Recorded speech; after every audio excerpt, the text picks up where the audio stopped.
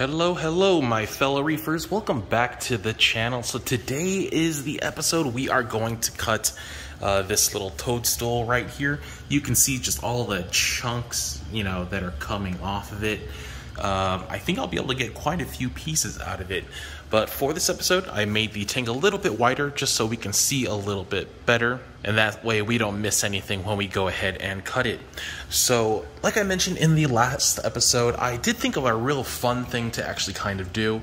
And what ended up happening is I printed these little, if it even can focus, these little holders. So what we're going to go ahead and do is we're going to take this little guy right here. We are going to glue it to the other end of the frag plug. And what we're basically going to do is cut the toadstool into the pieces that are coming off. And we're going to skewer it through a part of the toadstool. I've already done it once. This is just kind of a completed one. So like I mentioned, we're going to go ahead and take this little 3D printed part that I made. We're going to glue it onto the plug.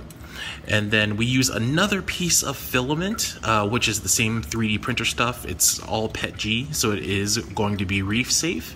And we just, real simple, just kind of skewer the toadstool right there. Just like you would with, for example, like a toothpick, which is how people originally did it. But this is going to be, totally reef safe. I don't have to worry about like any kind of wood deteriorating. We're going to go ahead and skewer the little toadstool into place. You can see it's pretty secure on there. It's wiggling around, but that's okay. I'm gonna go ahead and let the toadstool grow onto this plug and over this. And when this toadstool actually does go ahead and secure itself to the plastic, we'll go ahead and pull that little black piece out because it'll no longer be needed.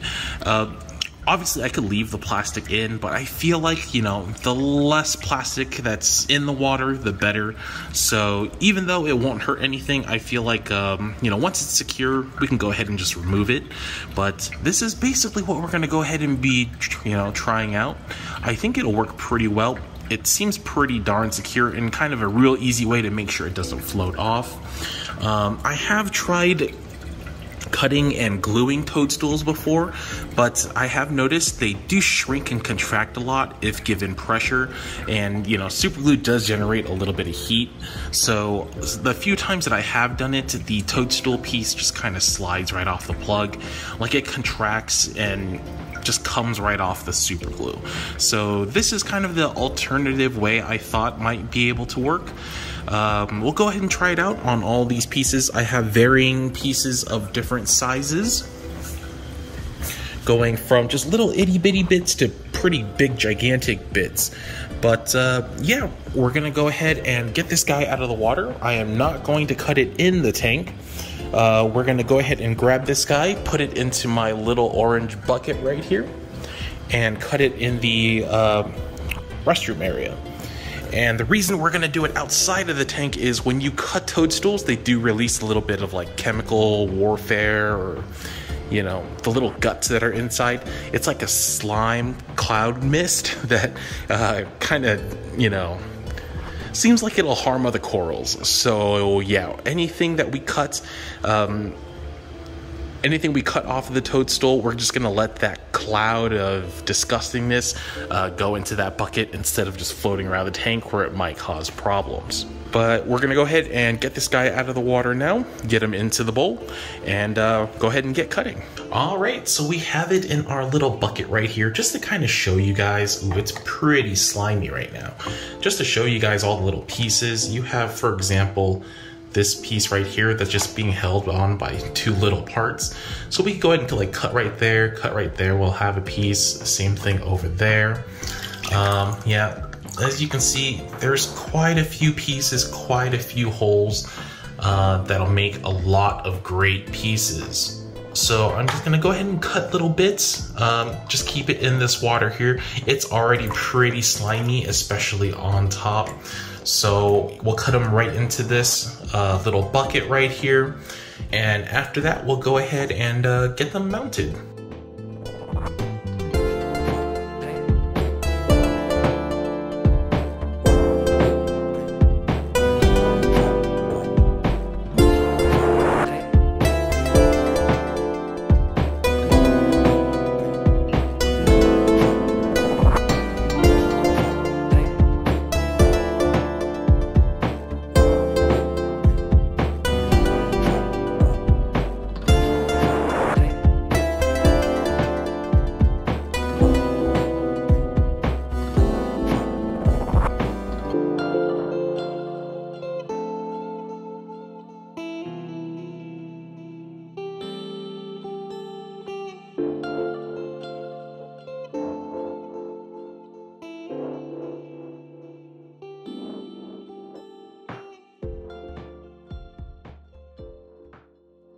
All right, so they've all been cut. I don't know if you can tell, but the water's pretty murky and it's a little slimy as well. We have all the pieces down there. I have a couple of the little plugs pre-done, so that's what they look like. It's just a little plastic piece. I don't know why I can't focus. This little plastic piece, some of them didn't come out that great, but that's okay. But they're just mounted right onto the frag plug. And then just like a little couple extra pieces of the filament that I use for 3D printing. And let me see if we can go ahead and skewer them.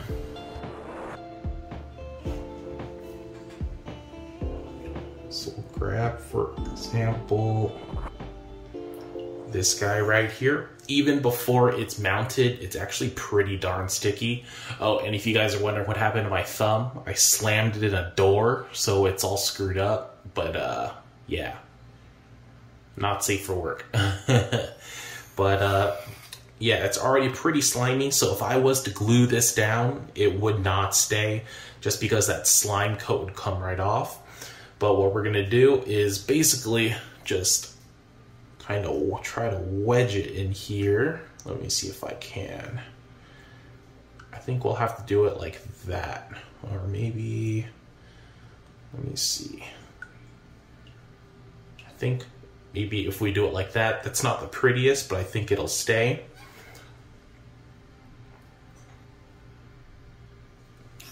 We'll go ahead and grab our little extra piece of filament. I kind of pointed the end of it. I know it's a little hard to see, just to make it so it can puncture through.